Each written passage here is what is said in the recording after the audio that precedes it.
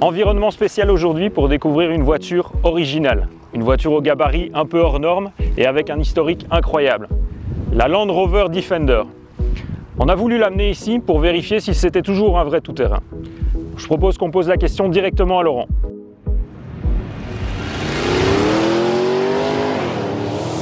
Retrouvez l'essai du Land Rover Defender dans le Moniteur Automobile version papier numéro 1733.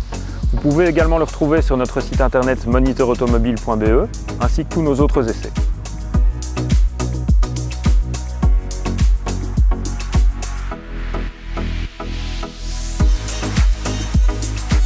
Explique-nous pourquoi on n'a pas pu tourner avec cette voiture dans notre parking habituel. Trop simple, trop grand. C'est un gros bébé ce Land Rover Defender. Il mesure ici dans cette version-là près de 2 mètres de haut et donc dans les parkings limités à 1m90. 1m90, ça passe pas. Non. Effectivement, il a une belle prestance, une belle allure. On est évidemment sur le modèle supérieur, c'est-à-dire le grand, version Land Rover Defender 110, 5 mètres de long, près de 2 mètres de haut, je te l'ai dit. Un beau bébé. Hein, ouais, donc, solide, costaud. Moi, je vois un tout nouveau design, vraiment une voiture très moderne, mais en même temps avec beaucoup d'inserts qui rappellent l'ancien, notamment au niveau de la face avant. Ouais. Est-ce que tu peux nous détailler un peu tout ça? Oui, bien sûr. Alors ça a fait l'objet de beaucoup de boulot et de beaucoup de discussions parce que la précédente version, le premier Defender, ça datait, c'était quand même plus de 30 ans de carrière, donc une image bien installée dans les esprits des passionnés. Icône, une vraie icône. Et là, bon, on peut dire quand même qu'ils sont parvenus à transmettre comme ça le style Defender dans quelque chose de beaucoup plus moderne. Bon, c'est-à-dire c'est beaucoup plus lisse, il y a du LED, il y a des nouvelles matières, mais il a encore cette gueule qui fait qu'il reste un Defender, donc un véhicule à part. Oui, c'est vrai. Je me rappelle sur l'ancien, tu avais cette face avant très carrée avec les feux très ronds. Ouais. Ici, ils sont parvenus à matérialiser ça, mais d'une manière un petit peu plus aérodynamique, évidemment, parce que... C'est ça. Alors c'est ça, il est plus aérodynamique, plus léger aussi, structure plus légère, carrosserie partiellement en alu, etc. Après, il a perdu ce côté carré qui plaisait quand même beaucoup aux gens. Ouais. Mais bon, on ne peut pas dire non plus que ce soit un truc tout à fait lisse et tout à fait passe-partout. Il a encore une vraie personnalité, moi, je pense. Ouais. Ça reste un bel engin, quoi. Alors ok, question look, on a toujours affaire à un vrai tout-terrain, mais est-ce que techniquement c'en est toujours un? Ah oui, bien sûr. Alors ça a beaucoup changé parce que c'est plus un 4x4, c'est plus le 4x4 à l'ancienne qu'était l'ancien Defender. Ici on a une toute nouvelle plateforme, enfin, c'est la plateforme en fait du Discovery ou du Range Rover classique ou le Sport. Hein. Donc c'est beaucoup plus moderne, mais c'est pas moins capable parce que tu as tous des nouveaux équipements comme sa suspension pneumatique, ses amortisseurs pilotés. Tu peux régler la hauteur de caisse. Tu peux régler la hauteur et puis tout est géré électroniquement. Voilà, c'est un engin en fait tout aussi capable, même plus capable encore que ne l'était l'ancien Defender. D'accord. En tout cas, il a gardé un peu tous ses équipements. On a toujours la roue arrière ici. Oui, il y a des incontournables. Et alors ça, explique un peu... Ça fait partie du style de l'engin, d'être un peu différent du reste. Et voilà, c'est une espèce de top box où tu peux ranger... tu peux mettre là-dedans? Tu peux mettre tes chaînes pour l'hiver, tu peux mettre un tas de trucs qui te donneront un coup de main sans nécessairement devoir aller dans ton coffre. Donc voilà, c'est aussi de la garniture, ça fait partie de l'univers du Land Rover Defender. D'accord. Alors face avant imposante, capot énorme, c'est toujours des gros moteurs sous le capot du Defender? Principalement, on va dire. Alors, d'abord les moteurs, il y a eu du changement très récemment, c'est qu'au niveau diesel, tu n'as plus que des 3 litres, alors que ce modèle, et ce modèle que tu as sous les yeux, c'était un 2 litres diesel, c'est fini. Maintenant, on prend que des 3 litres 6 cylindres, 200 chevaux, 250 et 300 chevaux. Des nouveaux moteurs, évidemment avec plus de couple, parce que évidemment avec le 2 litres c'était suffisant, mais au niveau couple ça manquait un peu. Ouais. Et puis voilà, ce genre d'engin avec un 3 litres. Donc mieux. Légèrement révisé ici récemment. Voilà. Ok. En diesel. En diesel. Et en essence? Alors en essence, tu as un moteur de disponible, récemment aussi qui a été ajouté à la gamme, c'est un 3 litres 6 cylindres de 400 chevaux. Et évidemment, tu as aujourd'hui aussi une incontournable version hybride, P400E, qui a un 2 litres essence avec la possibilité de recharger les batteries. On est aussi sur 400 chevaux.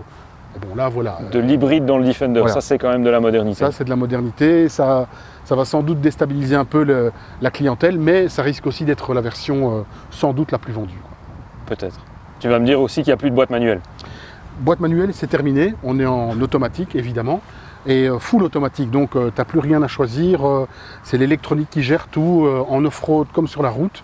Et donc c'est pour le confort, mais aussi la facilité, parce que tout est géré par l'ordinateur qui gère la transmission et tout le reste, donc plus simple en fait. Ok.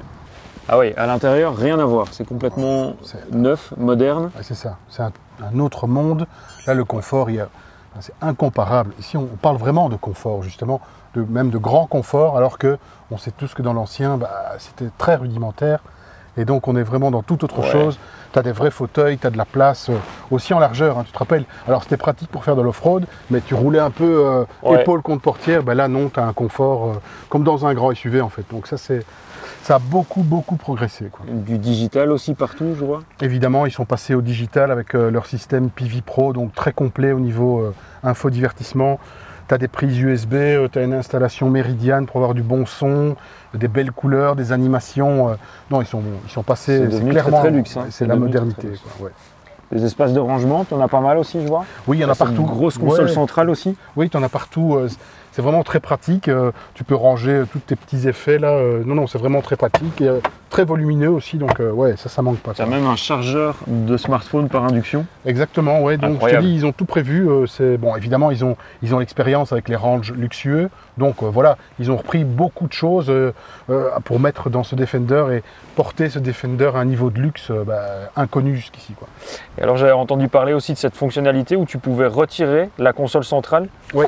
Alors ouais, ça c'est toujours un peu aussi l'esprit modularité, préparation du Defender. Tu peux enlever tout le bloc ici.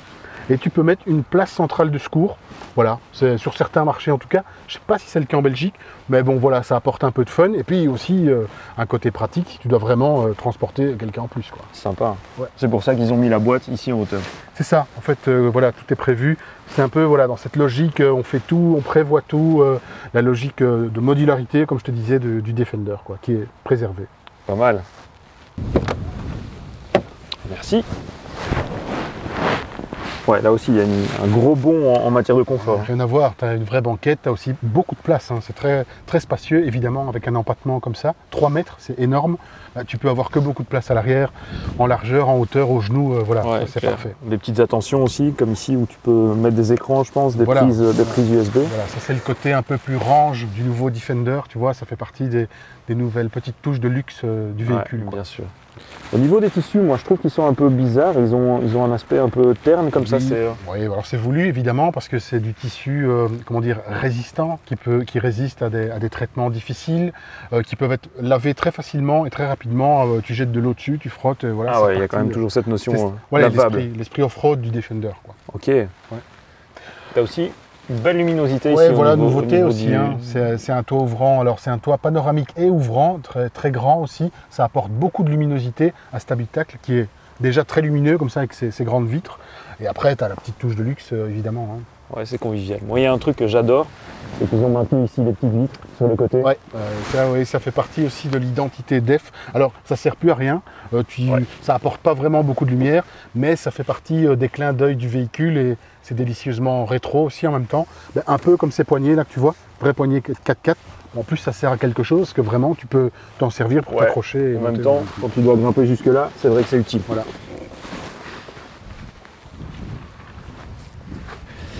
Ils ont gardé la porte ici pour le coffre. Oui, porte latérale. C'est pas très pratique ça. Non, c'est pas très pratique, c'est vrai. Surtout avec cette roue là qui pèse derrière et c'est très lourd à manipuler. Ouais. Donc c'est pas idéal. Après moi j'aime bien, j'adore parce que c'est brut. Voilà, ça fait partie de l'identité du Defender. L'accès aussi est pas terrible par rapport à un Discovery par exemple. Tu vois là. C'est assez étroit. Voilà. Ouais, c'est étroit. Donc tu pourras pas mettre tout ce que tu veux, c'est assez haut aussi. Mais ça tu peux régler parce qu'évidemment c'est un des avantages de la suspension pneumatique, c'est que tu peux abaisser cette suspension pour te rapprocher du sol et charger et ton le seuil bois. s'abaisse. Ok. Ici, c'est quoi? C'est du plastique? C'est quelque chose de solide? Voilà, ça c'est aussi dans l'univers Defender. Tous les matériaux sont faits pour être lavés facilement à l'eau et être décrassés très rapidement. Donc, assez pratique quand même. Après, tu as du volume aussi. Hein, ça reste quand même un engin de 5 mètres de long. Et donc, tu as quand même un grand coffre. En tout cas ici, en configuration 5 places. Parce que tu peux l'avoir avec cette place aussi. Aussi? Ouais. Okay, alors, pas mal. Des places de secours, c'est pas les mêmes 6 et 7e places que dans un Disco qui sont plus adaptées à des adultes par exemple. Ici, ce sera plutôt des places de secours. Ok. Tu peux toujours rabattre les sièges de la banquette? Aussi, ouais, donc tu as une modularité quand même intéressante et tu peux transformer ce Defender 110 en petite camionnette vraiment. Ok. Dernière question. le Defender d'avant, on pouvait tracter énormément avec. Est-ce qu'on est toujours dans cette même gamme? Bien sûr, c'est prévu. Alors ici, évidemment, comme on est dans la modernité, c'est comment dire, un attache-remorque qui descendra électroniquement quand j'appuierai sur ce bouton. Et après, ça reste aussi un bon tracteur parce qu'il est capable de gérer des attelages de jusqu'à 3 tonnes 720 pour être 3 tonnes 7. Ouais. Ah ouais. Donc ça reste intéressant. Donc là, tu peux... Et là, pour pas mal de corps de métier, c'est vraiment très intéressant. Tu peux tirer du lot. Ouais.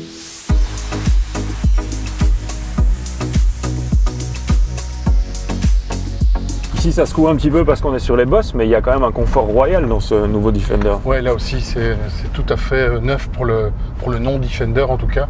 Tu as un confort en gros de SUV. Ouais. Tu es plus ici à bord d'un Discovery que d'un ancien Def forcément. Donc tout est lissé, tout est absorbé par la suspension pneumatique, les amortisseurs. La direction est bien calibrée. Non, on est vraiment sur quelque chose de beaucoup plus moderne à tout point de vue. Ouais, et sur la route, j'imagine que tu gagnes énormément en tenue de route et en confort aussi. Hein. Ah oui, c'est ça. Donc c'est pas qu'une question de confort, c'est aussi une question de tenue de route. Tu peux rouler plus dynamiquement avec ton Defender. Alors c'est pas un SUV de sport, mais dynamiquement ça se défend. En tout cas, voilà, ça accepte de tenir un certain rythme. Et pour les utilisateurs qui ne l'utiliseront justement que sur la route, ce qui est quand même la majeure partie des clients, voilà, c'est beaucoup mieux qu'avant évidemment. Ouais, aussi au niveau de l'acoustique. Hein. Je me rappelle du Defender d'avant où ça résonnait pas mal. Ça. Ici, on a quelque chose. Je me sentirais bien à partir pour de bons trajets.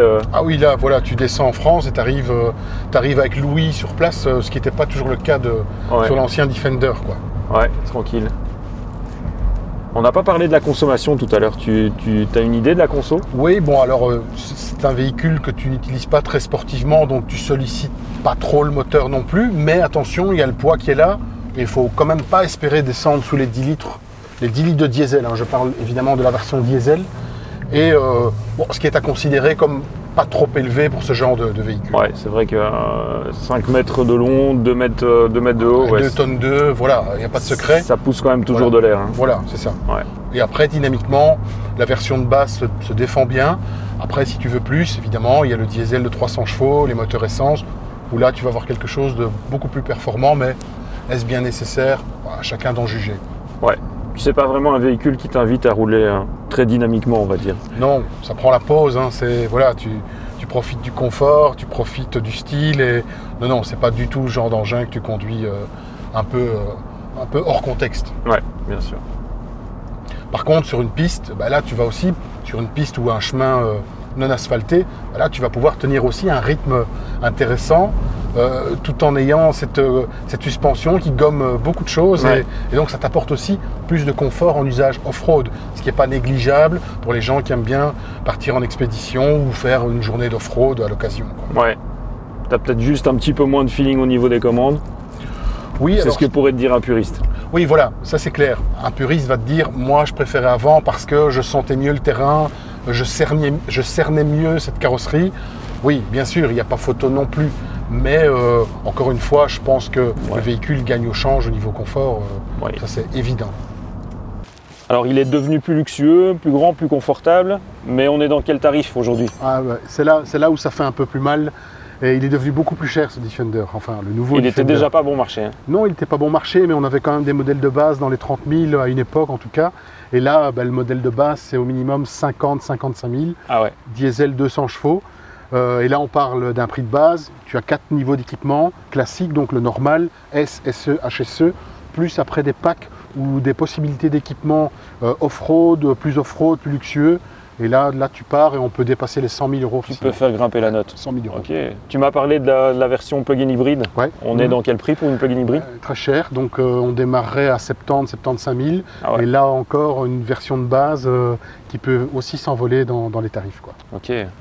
Dernière question, le Defender, c'était quand même une voiture très prisée des services de secours. Oui. Est-ce qu'on peut attendre une version utilitaire ou... Oui, c'est prévu, bien sûr, ils ont prévu, évidemment. Alors là, on parle toujours du 110, hein. Les prix que je viens de donner, c'est le 110. Il y aura aussi le court, le 90, qui, à mon avis, aura pas mal de succès. Là, on est un peu moins cher, mais bon, c'est une histoire de quelques milliers d'euros.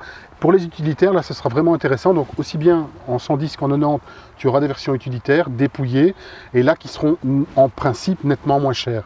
Tu parlais des services de secours, évidemment, il y a déjà un tas de secteurs où ce véhicule va pouvoir apporter quelque chose, il sera modifié, préparé, et il servira un peu partout sur la planète à sauver des vies, à aider des cultivateurs à venir sur leurs champs. On n'a pas fini de le voir encore, non, ça c'est sûr. Ça c'est sûr.